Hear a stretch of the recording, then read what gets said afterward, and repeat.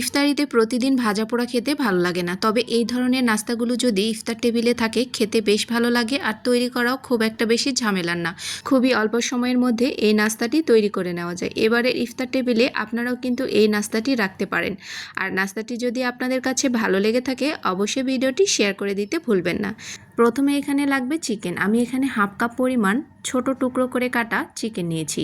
এর সাথে নিয়ে নিচ্ছি স্বাদমতো লবণ। প্রথমে দিয়ে নিচ্ছি জিরা গুঁড়া 1/4 চা চামচ পরিমাণ, লাল মরিচের গুঁড়োও নিয়ে নিচ্ছি 1/4 চা চামচ পরিমাণ, কালো গোলমরিচের গুঁড়ো নিয়ে নিচ্ছি 1/4 চা চামচ পরিমাণ, আদা রসুন বাটা নিয়ে নিচ্ছি হাফ চা চামচ পরিমাণ।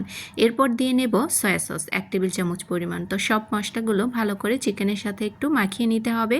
এখন আমি চিকেনটাকে রান্না করে নেব। এর জন্য আমি চুলার উপরে একটি প্যান বসিয়ে নিয়েছি। এর মধ্যে দিয়ে নিচ্ছি প্রায় 3 টেবিল চামচ পরিমাণ রান্নার তেল। এখন তেলটা একটু গরম হয়ে এলেই আমি চিকেনটাকে তেলের মধ্যে দিয়ে নেব। এরপর চুলোর জালটাকে একটু হাই হিটে করে চিকেনটাকে নাড়াচাড়া করে 3 থেকে 4 মিনিটের মতো একটু রান্না করে নিতে হবে। হাই হিটে করে দিলে দেখবেন যে চিকেন থেকে আর এক্সট্রা পানি বের হচ্ছে না, চিকেনটা একদম সেদ্ধ হয়ে যাবে। এরপর দিয়ে নিচ্ছি ক্যাপসিকাম। এখানে আমি লাল এবং সবুজ ক্যাপসিকাম ব্যবহার করেছি, আপনারা চাইলে শুধু সবুজটাই ব্যবহার করতে পারেন। পেঁয়াজ একটু মোটা করে কুচি করে নেওয়া এখানে ব্যবহার করছি, একটু বেশি করে নিয়েছি। এখন নাড়াচাড়া করে আরও 3-4 মিনিট আমি চিকেনের সাথে সবজিগুলোকে রান্না করে নেব। কিছুক্ষণ নাড়াচাড়া করার পরে দেখবেন যে ক্যাপসিকামগুলো হালকা একটু নরম হয়ে এসেছে। এই পর্যায়ে জালটাকে বন্ধ করে দিয়ে এটাকে নামিয়ে ঠান্ডা করার জন্য সাইড করে রেখে দিচ্ছি। এরপর এখানে লাগবে ব্রেড। আমি এখানে 2 পিস ব্রেড নিয়েছি আর ব্রেডগুলোকে হালকা একটু বেলুন চাকি দিয়ে বেলে নিয়েছি। এরপর একটা ঢাকনা দিয়ে আমি এই দুটো ব্রেড একসাথে রেখে কেটে নিতে হবে। তো এরকম করে আমি 3টার মতো ব্রেড কেটে নেব, তাহলে এখানে 6 পিসের মতো বের হবে।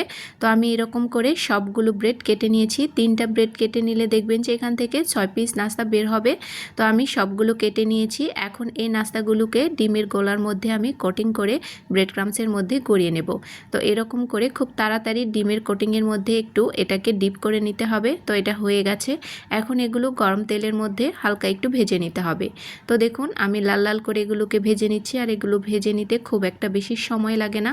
এই পর্যায়ে চুলা জালটাকে একটু মিডিয়ামে রেখে এগুলোকে ভেজে নিতে হবে। হাই হিটে রেখে দিলে দেখা যাচ্ছে যেটা তাড়াতাড়ি লালচে কালার চলে আসবে। তো এদিকে আমি চিকেনে যে ফিলিংটা নিয়েছিলাম এর মধ্যে কিছুটা মেয়োনিজ আর নিয়ে নিয়েছি কিছুটা সস। আসলে এটা ভিডিওটা স্কিপ হয়ে গেছে। তো আমি এখানে প্রায় 3 টেবিল চামচের মতো চিকেনের সাথে নিয়ে নিয়েছি মেয়োনিজ আর 2 টেবিল চামচ নিয়েছি সস। তো সবগুলোকে আমি মাখিয়ে নিয়েছি। এখন এই পকেটগুলোকে রেডি করে নেব। তো দেখুন একটা একটা করে ব্রেড কেটে নিয়ে কি সুন্দর একটা করে পকেট বের হচ্ছে। এইভাবে এই ফিলিংটা ঢুকিয়ে দেব। তো এখন একটা পকেটের মধ্যে আমি যে ফিলিংটা রেডি করেছি এর মধ্যে দিয়ে দিচ্ছি।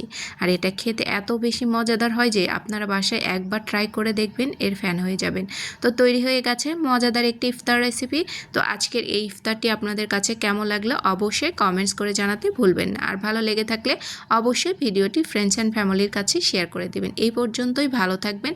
আল্লাহ হাফেজ। আসসালামু আলাইকুম। রমজানুল মোবারক।